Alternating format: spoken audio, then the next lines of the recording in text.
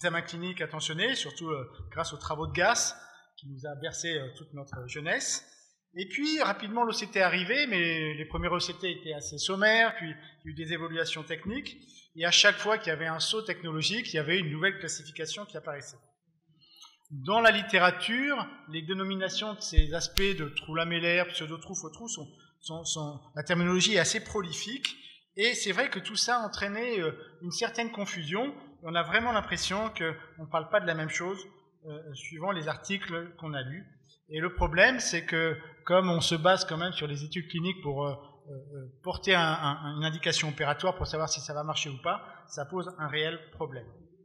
Pourtant, tout avait bien commencé par un très beau papier de Belkacem, de l'équipe d'Alain Godric, qui avait revu 71 yeux suspects cliniquement de trous lamellaires ou de faux trous, et il avait bien séparé deux entités qui avaient surtout un mécanisme d'apparition très différent. D'abord le pseudo-trou maculaire, qui pour lui était en relation avec une contraction d'une membrane épimaculaire, et qui n'avait donc pas de perte du tissu fovéolaire, et avec des bords fovéaux généralement abrupts, ce qui donnait justement cet aspect de faux trou cliniquement.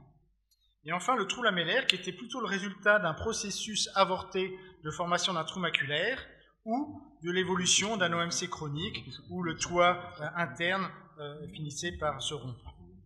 Dans cette dernière situation, les éléments importants étaient un amincissement fovéolaire important. Alors nous, en France, on a tous été baignés par cette classification qu'on adopte. Le problème, alors, elle a effectivement quelques défauts. On sait qu'il existe aussi des clivages dans les pseudo-trous maculaires, qu'il peut exister des membranes dans les trous lamellaires, mais globalement, ça permettait de bien distinguer surtout deux choses qui avaient une origine différente. Le problème vient avec les travaux de Wilkins de l'autre côté de l'Atlantique, qui lui a fait une classification OCT des trous lamellaires. Ils ont revu 19 trous lamellaires, en tout cas de ce qu'ils appelaient des trous lamellaires, et ils ont défini les critères OCT. Et c'était un contour fovéolaire irrégulier, des trous dans la fovea interne, un clivage intrarétinien, ce qui était important pour lui, et puis l'absence de trous complets, effectivement. Et puis, de temps en temps, c'était associé ou non à un DPV ou à une traction. Alors, on voit là des photos de son article, et on s'aperçoit que déjà, il appelle trou maculaire ce que Alain Godric appelait pseudo-trou. Donc, on comprend déjà qu'on ne parlait pas de la même chose. Justement, comme il disait dans son article que dès qu'il y avait des clivages intrarétiniens, c'était un trou lamellaire, Alain Godric a voulu faire une précision en 2013 et a dit qu'en fait, ce signe n'était pas synonyme de trou lamellaire, qu'il pouvait y avoir aussi des clivages intrarétiniens dans les pseudo-trous. Et c'était en fait en fonction de la traction. Soit la traction était centripète, et dans ce cas-là, les bords étaient très abrupts de la fovea, il n'y avait pas de clivage.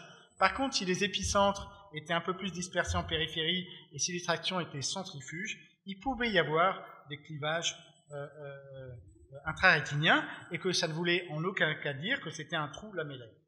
Bon, il a remis le couvert et il a bien expliqué la chose et nous, francophones, on disait, bien sûr, il a raison. Alors tout aurait pu s'arrêter là, sauf que notre ami Jean-Pierre Hupschmann, marseillais, qui a émigré aux États-Unis, a fait un travail récemment. Et lui aussi a voulu mettre une pierre dans le jardin et il a regardé sans deux yeux avec un diagnostic de trou lamellaire et il a fait une autre classification. Il a dit, en fait, il y a deux formes. Il y a ceux qui sont avec une traction, qu'il faudra probablement opérer, et ceux qui sont dégénératifs, qu'il faut probablement laisser tranquilles. Et puis, évidemment, dans certains cas, on n'arrive pas à faire vraiment la distinction entre les deux.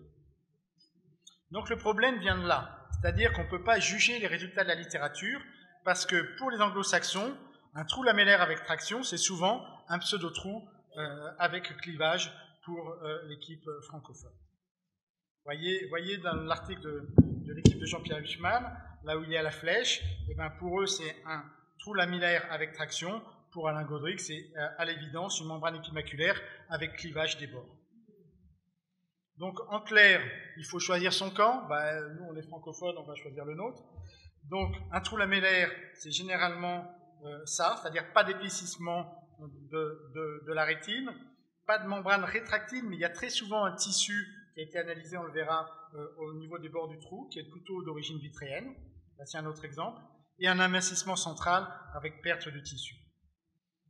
Donc ce tissu un peu épais qu'on voit, spumeux, que l'on voit bien sur les bords du trou, là, est en fait plutôt d'origine vitréenne, alors que dans les pseudotrous, c'est plutôt d'origine gliale, avec une transformation myofibroblastique.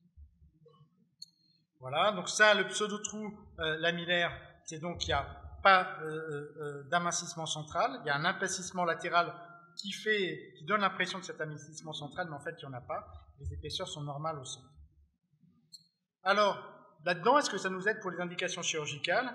Alors, d'abord, en chirurgie de trous maculaires, de faux trous maculaires et de trous lamellaires, il ne faut pas oublier que la chirurgie ne peut donner que ce qu'elle a, c'est-à-dire on ne sait que retirer les tractions. Et elle indiquait dans les faux trous maculaires, dès qu'il y a une membrane rétractile ou une traction vitromaculaire associée. Par contre, dans les trous lamellaires, il n'y a généralement pas d'indication, sauf rare cas, parce qu'il y a toujours des exceptions, où il y a une traction bien documentée, et l'OCT en face aide pas mal pour mettre cela en évidence. Il ne faut pas oublier que dans les trous lamellaires, dans 80% des cas, la stabilité visuelle reste au long cours. Pour l'équipe d'Alain Gaudric, l'indication dans les pseudotrous est identique à celle des membranes épimaculaires, avec globalement des résultats identiques.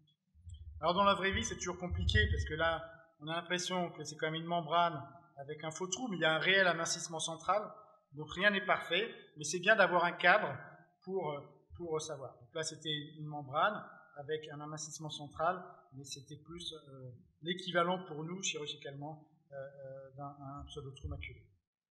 Et puis en indication chirurgicale, il faut se rappeler des bons principes, surtout en membrane. Il faut n'opérer que les patients qui se plaignent. On opère l'œil, mais pas l'OCT. Et c'est vrai qu'il y a souvent une grosse discordance entre la fonction visuelle et l'image OCT. Vous voyez deux patients différents. Hein, la seule chose qu'ils ont en commun, c'est qu'ils n'ont pas été opérés parce qu'ils avaient 10 dixièmes P2 chacun. Alors qu'on ne peut pas dire que l'OCT soit parfaitement normal.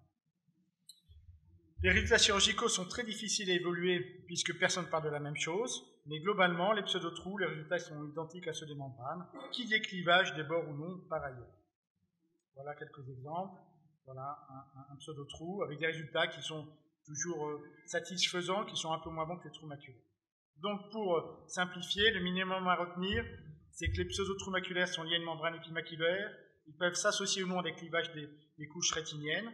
La chirurgie et ses résultats sont comparables à ceux d'une membrane. Enfin, les trous lamellaires ne s'accompagnent généralement pas de membrane rétractile.